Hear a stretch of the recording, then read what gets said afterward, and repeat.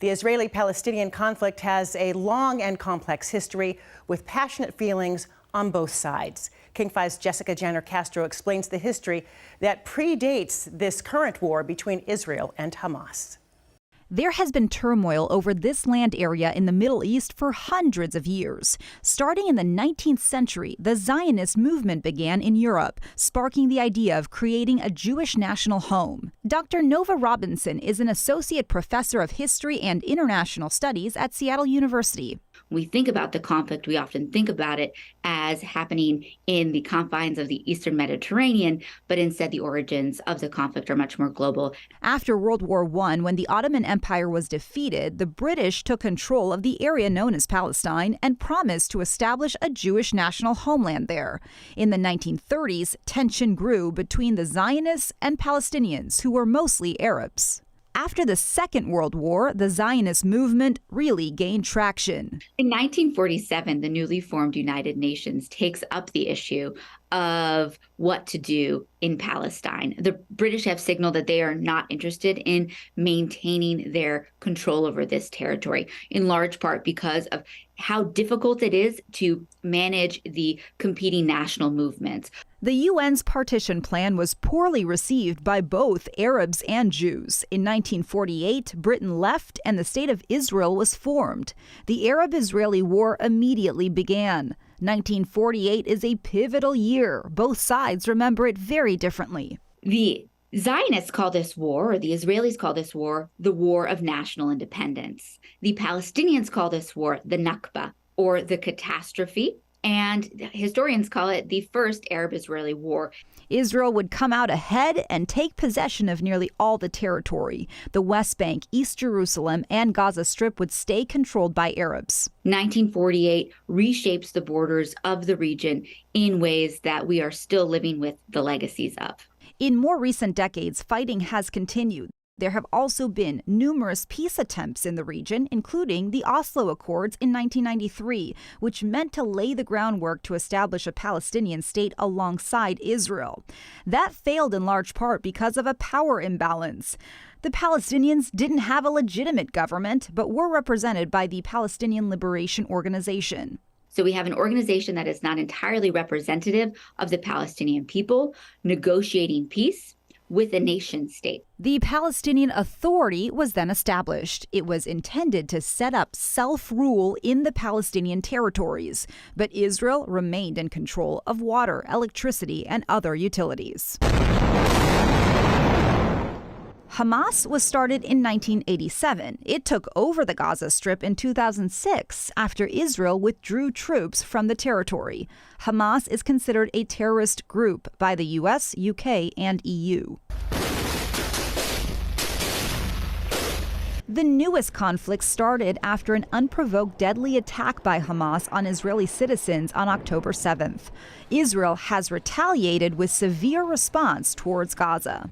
I think the only way of understanding the conflict and the way it's unfolding today is to recognize the way in which both the Palestinian communities in the region and globally, and the Jewish community in Israel and the Jewish diaspora are shaped by intergenerational trauma. The Palestinians, that trauma of displacement in 48 and the subsequent kind of impoverishment of their communities under Israeli occupation, and for the Jewish community, the atrocities of the Holocaust and the way that that trauma continues to reverberate in the nation-state of Israel. That was just a brief overview of the complicated history. Another thing to note, there have been several wars between Hamas and Israel since 2006. Israel maintains its fight is not against Palestinians, it's against Hamas, whose main objective is a military destruction of Israel. The UN alleges war crimes have happened on both sides. Joyce? Jessica, thank you. So this war, as we know, has claimed thousands of lives, nearly 1,200 in Israel, nearly 11,000 in Gaza. Thousands more have been injured, and an estimated 1 million people in Gaza have been displaced. The bombardment of Gaza has sparked outrage and demonstrations all around the world, from Paris to Karachi, London to New York. Here at home, people are calling for a ceasefire.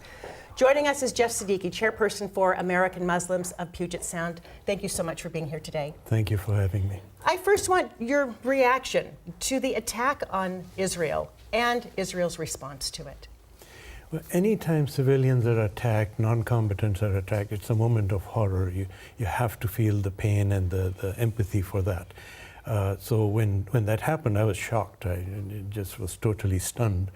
And for any combatant to open fire crazily and at random like they did, it's just not something that I could imagine would happen. You know, when we see these images, the barbarism, just the horror of the attack on the innocent Israeli civilians, it's hard to fathom that something like that is even possible. And then the response that we are seeing now in Gaza. I know that your organization's one of about 20. You wrote a letter to the president just this Monday. You mailed this letter to President Biden, and I want to read from it. You say in part that you are stunned at how many politicians of both parties are standing in blind support of Israel's so-called right of self-defense. And you go on to say that people are embracing this false idea that Israel's destroying Hamas when it's actually butchering Palestinians indiscriminately.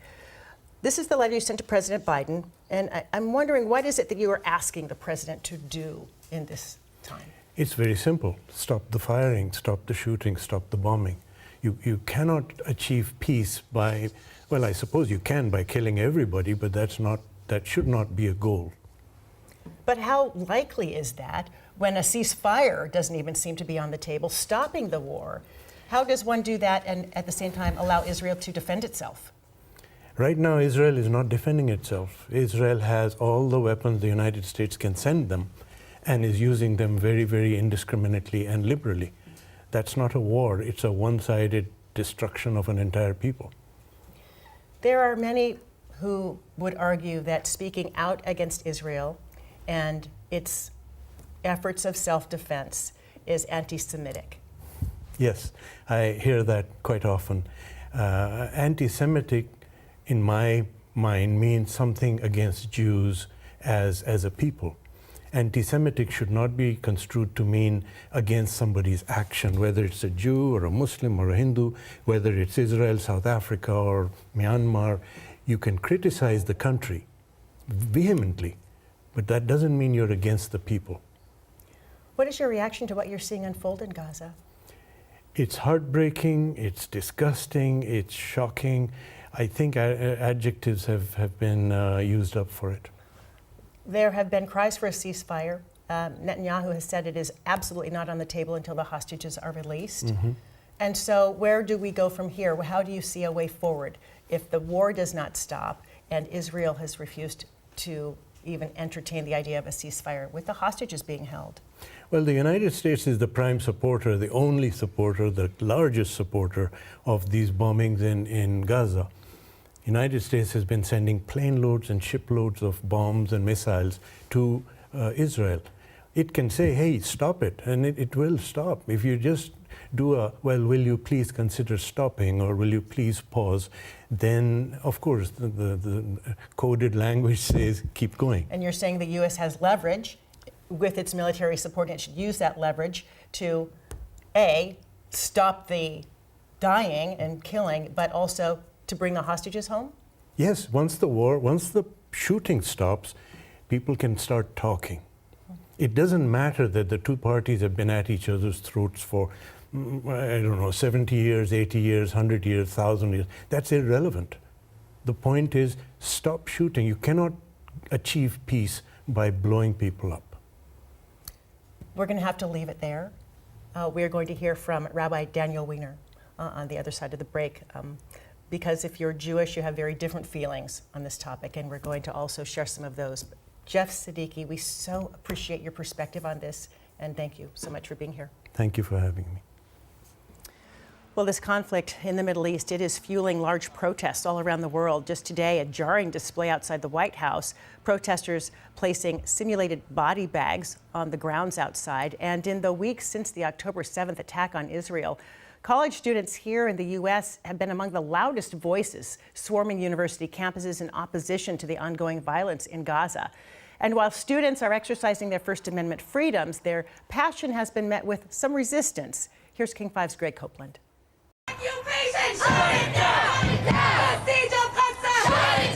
Divided by generations. What are you watching? TikTok? Is that where you get your history? But fueled by a common cause.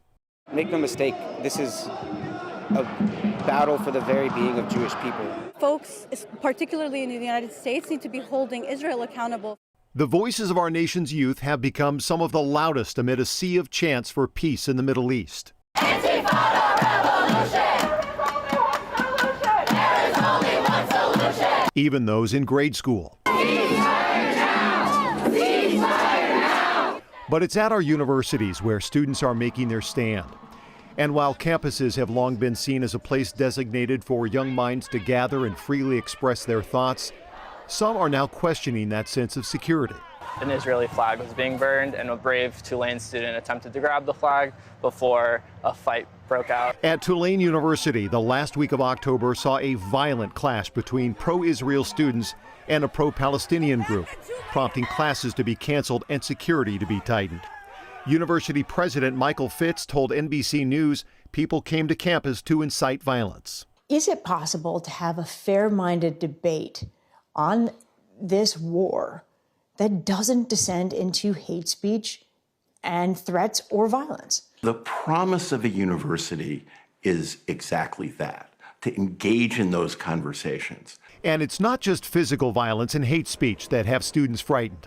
Some worry participation in protests could dim their chances at a bright future. Palestine will be free! At Harvard University, pro-Palestinian student groups issued a joint statement condemning Israel's assault on Gaza, prompting pushback from Jewish student groups accusing them of supporting Hamas. It also prompted several CEOs to take notice. Billionaire hedge fund CEO Bill Ackman and several other business leaders demanded Harvard release the names of those whose organizations signed the joint statement. Meanwhile, several law firms have rescinded job offers to top NYU Law School and Harvard students. Free speech does not mean there's no consequences for free speech. At home in Washington State, They threw a grenade into a bomb shelter where young Jewish civilians were hiding. tensions flared as students at the University of Washington wasted no time calling others to action.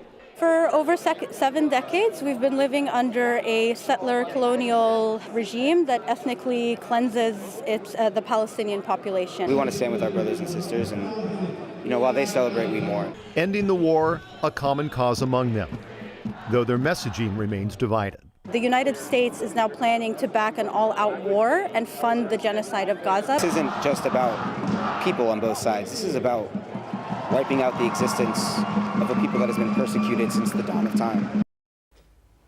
From the moment of the surprise attack on Israel, anti-Semitic incidents have skyrocketed.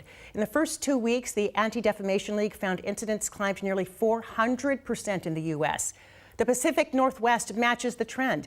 Incidents in Washington state are up 550% since October 7th compared to the same period last year.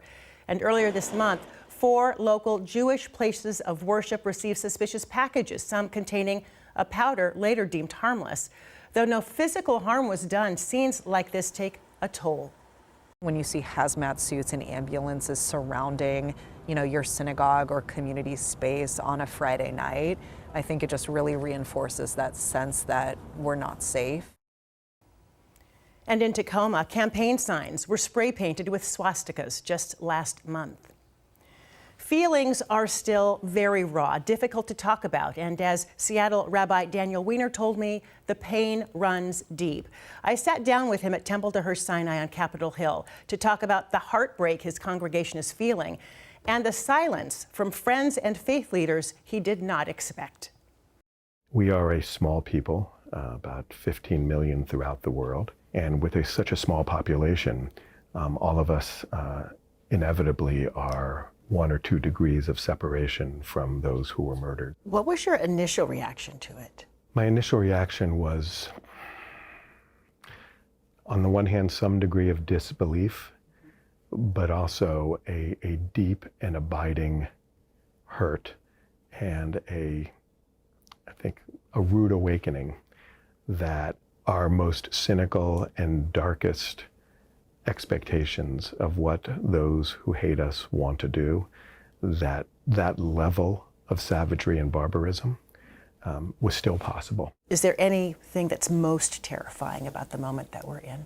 This moment has unleashed a level of contempt for Jews and outright hatred of Jews that we did not expect still existed in our society. And we expected that just as we have been there for those in need, in their time of need, we expected that that would be reciprocated for us. That suddenly we're recognizing that that doesn't apply to Jews.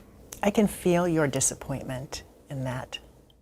And sadness. There's just a profound pain and sadness that the mutating virus of anti-Semitism continues to metastasize and continues to sicken the hearts of those whom we looked at as friends and allies. Anti-Semitism, since this horrific event, is up 400%. More than 400%. How is anti-Semitism manifesting here in the Northwest with your congregation of some 5,000? What's heartbreaking to me is our children now are experiencing a different kind, but a level of anti-Semitism that our parents and our grandparents experienced. I'm hearing from people that they're afraid to wear their Stars of David. They're afraid to wear yarmulkes if that's what they do on a regular basis. That is the ultimate goal of terrorism and anti-Semitism, is to deny us the practice of our faith and a sense of comfort in our homes and in our communities. There are a lot of people struggling with what is happening in Gaza, with the displacement of tens of thousands of people. As you know, more than 11,000 people now have died in Gaza. And when people look at proportion, how do you explain to them a ceasefire is not possible? I understand that it is good intention, if not muddled good intention, to say that there needs to be a cessation to the death and destruction that's happening. I get that. But I think it's far more complicated than that. A ceasefire will enable Hamas to regroup and to rearm, and will extend the death and destruction that's happening right now. So as incredibly painful as it is to witness the agonizing impact upon the Palestinian civilian population, again, part of what Israel is doing is not only eliminating Hamas as a danger to Israelis and to Jews, but it is seeking to liberate the Palestinian people once and for all from Hamas's reign of terror. Do you view support of the Palestinians and criticism of Israel as anti-Semitism? Criticism of Israel in and of itself is not anti-Semitism. But I think it's the ultimate intention of that criticism that is the dividing line.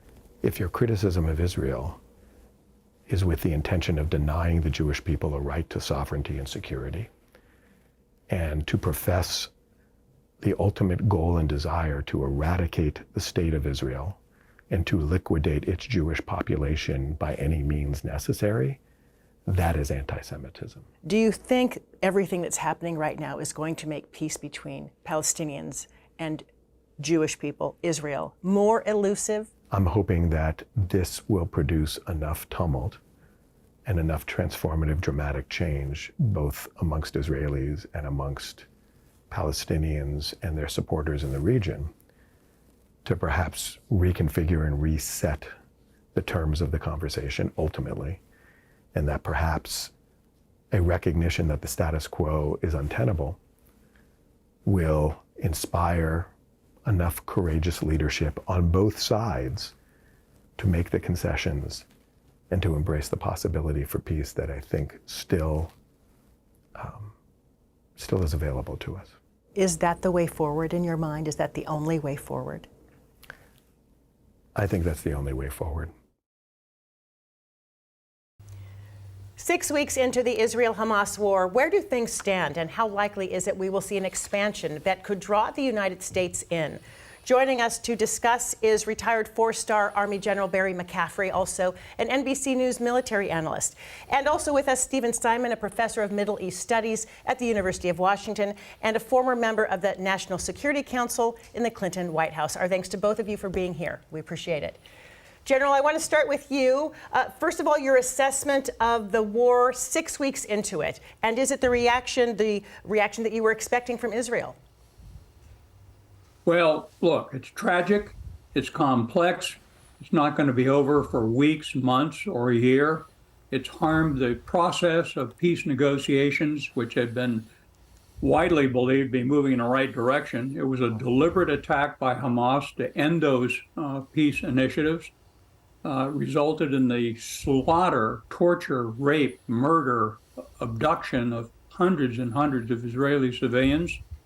It was a strategic failure on the part of the Israeli intelligence service and security forces to prevent it, or at least to mitigate it. And now I think what we have is a clear, universal commitment on the part of the Israelis that they're going to try and destroy Hamas as the governing authority in Palestine. They're going about it deliberately. It looks like it's working fairly effectively, but obviously it's a tragedy to civilians caught up in urban warfare. Professor Simon, you have focused on counterterrorism in the Clinton administration. Your assessment of the war and what it means for the United States as you look at it in terms of it expanding and drawing us in? Well, the key strategic challenge for the United States now is trying to prevent the widening of the war to include Lebanese Hezbollah and Iran. That would be extremely dangerous. The United States has deployed quite a lot of military power to the region to deter Iran and Lebanese Hezbollah from going that route. But at some point, depending on what the Israelis are doing in Gaza, the pressures from within Iran and from within Lebanon on Hezbollah and the Iranian leadership to intervene might become irresistible. And General, Israel's just rejecting international calls for a ceasefire. Why? Well, they're trying to eradicate a fighting force of 15 to 30,000 people inside Gaza who have a massive tunnel complex. They basically are using hostages and their own people to protect themselves. As Stephen points out, waiting in the wing are as many as 100,000 Hezbollah fighters with well over 100,000 rockets. So I think that the central piece of what's going on is this war won't be over until the IDF dominates the streets and the subterranean terrain in North Gaza, and then enters rapidly, hopefully with a pan-Arab security force of some sort and humanitarian assistance to stabilize the civilian population. But it's a very, very crucial event in Israel's history. They're not going to tolerate. We just had a Hamas leader in Lebanon on TV saying, we intend to deliver multiple more 7 October attacks. So national security is going to take this thing to its end. General Barry McCaffrey, we are out of time. We appreciate your time. And Professor Stephen Simon, thank you. I wish we had more time. We will have you both back, of course, to talk about this in the weeks and months ahead. Thank you so much. We want to thank all of you for joining us during what has been a most painful and difficult time for Jews and Palestinians alike. We also want to thank all of our guests for being part of this discussion today. Our goal is simply to create more space for dialogue.